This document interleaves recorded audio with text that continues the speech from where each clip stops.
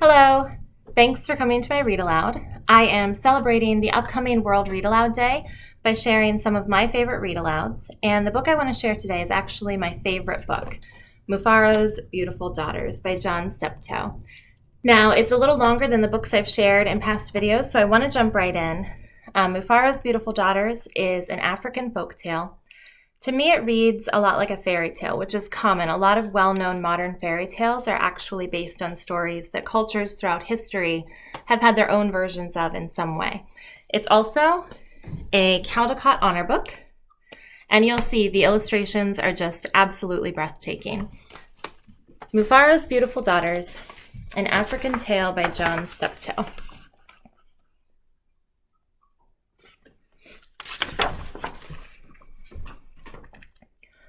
A long time ago, in a certain place in Africa, a small village lay across a river and half a day's journey from a city where a great king lived. A man named Mufaro lived in this village with his two daughters, who were called Manyara and Nyasha. Everyone agreed that Manyara and Nyasha were very beautiful. Manyara was almost always in a bad temper. She teased her sister whenever their father's back was turned. And she had been heard to say, "Someday, Nyasha, I will be a queen, and you will be a servant in my household." "If that should come to pass," Nyasha responded, "I will be pleased to serve you. But why do you say such things? You are clever and strong and beautiful. Why are you so unhappy?" "Because everyone talks about how kind you are, and they praise everything you do," Manyara replied. "I'm certain that father loves you best. But when I am a queen, everyone will know that your silly kindness is only weakness." Nyasha was sad that Manyara felt this way, but she ignored her sister's words and went about her chores. Nyasha kept a small plot of land on which she grew millet, sunflowers, yams, and vegetables. She always sang as she worked, and some said it was her singing that made her crops more bountiful than anyone else's. One day, Nyasha noticed a small garden snake resting beneath a yam vine. "Good day, little Nyoka," she called to him. "You are welcome here. You will keep away any creatures who might spoil my vegetables." She bent forward, gave the little snake a loving pat on the head, and then returned to her work. From that day on, Nyoka was always at Nyasha's side when she tended her garden. It was said that she sang all the more sweetly when he was there. Mufaro knew nothing of how Manyara treated Nyasha. Nyasha was too considerate of her father's feelings to complain, and Manyara was always careful to behave herself when Mufaro was around. Early one morning, a messenger from the city arrived. The great king wanted a wife. "The most worthy and beautiful daughters in the land are invited to appear before the king, and he will choose one to become queen," the messenger proclaimed. Mufaro called Manyara and Nyasha to him. "It would be a great honor to have one of you chosen," he said. "Prepare yourselves to journey to the city. I will call together all our friends to make a wedding party. We will leave tomorrow as the sun rises." "But my father," Manyara said sweetly, "it would be painful for either of us to leave you, even to be wife to the king. I know Nyasha would grieve to death if she were parted from you. I am strong. Send me to the city, and let poor Nyasha be happy here with you." Mufaro beamed with pride. "The king has asked for the most worthy and the most beautiful. No, Manyara, I cannot send you alone. Only a king can choose between two such worthy daughters. Both of you must go."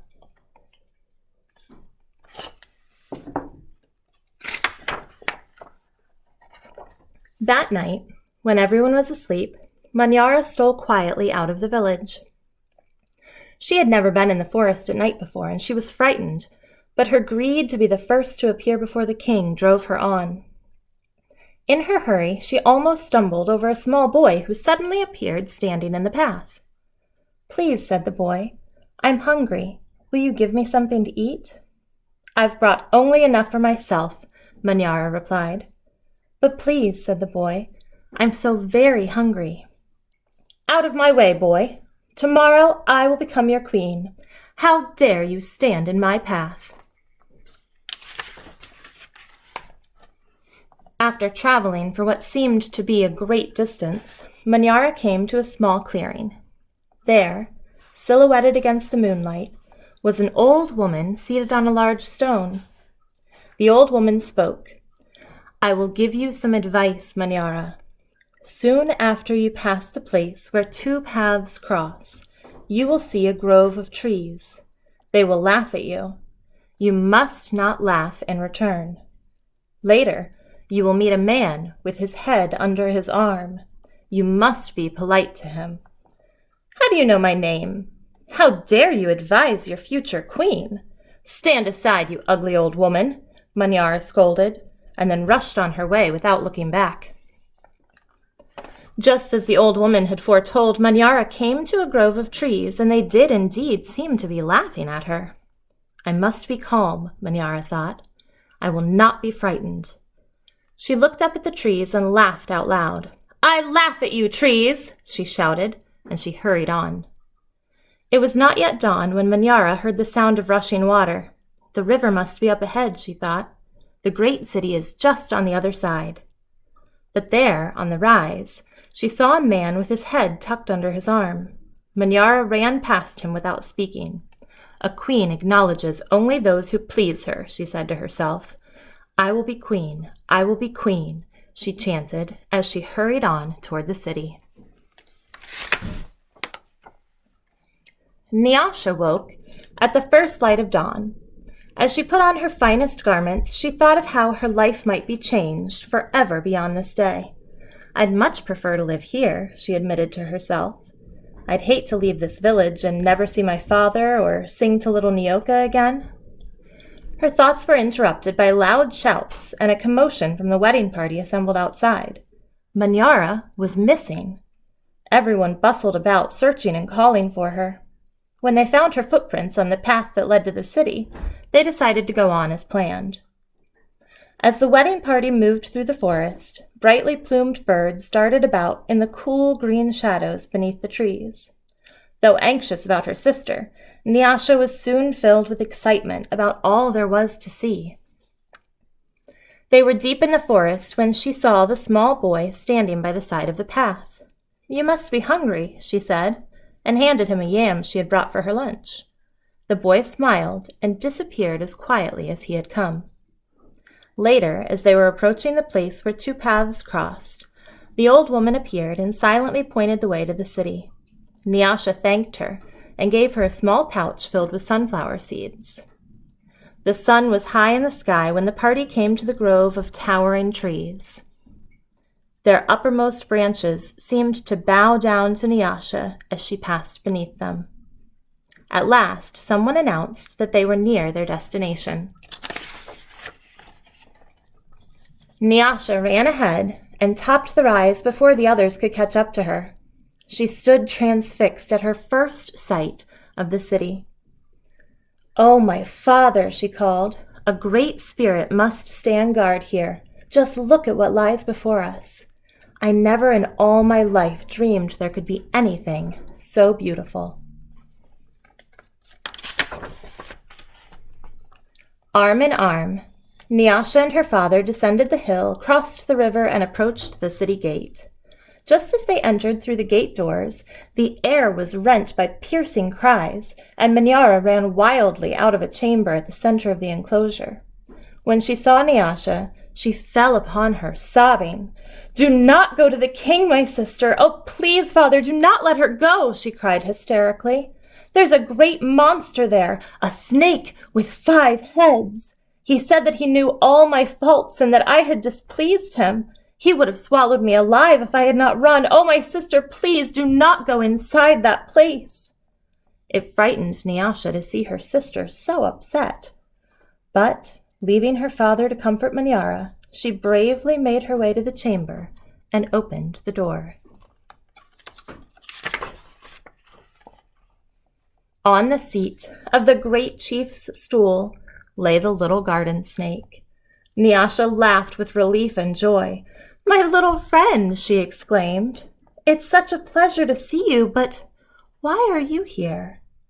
I am the king, Nyoka replied, and there, before Nyasha's eyes, the garden snake changed shape. I am the king.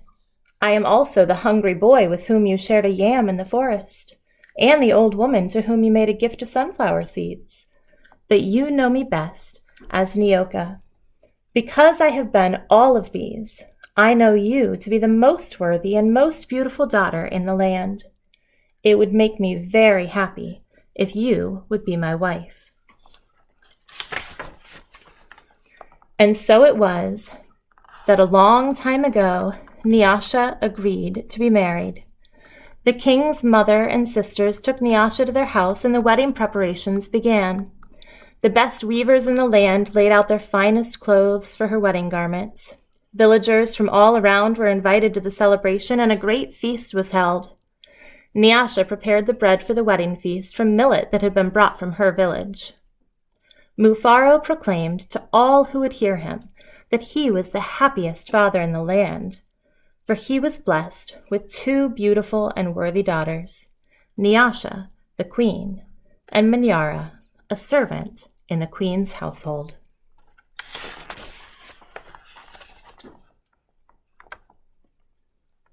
This is my favorite illustration from the book. It's so beautiful and detailed and just kind of luxurious in the colors. All right, I know I ran a little long today, but I'm so glad to share this book with you. I hope you enjoyed it, and I'll see you back here tomorrow for another Read Aloud.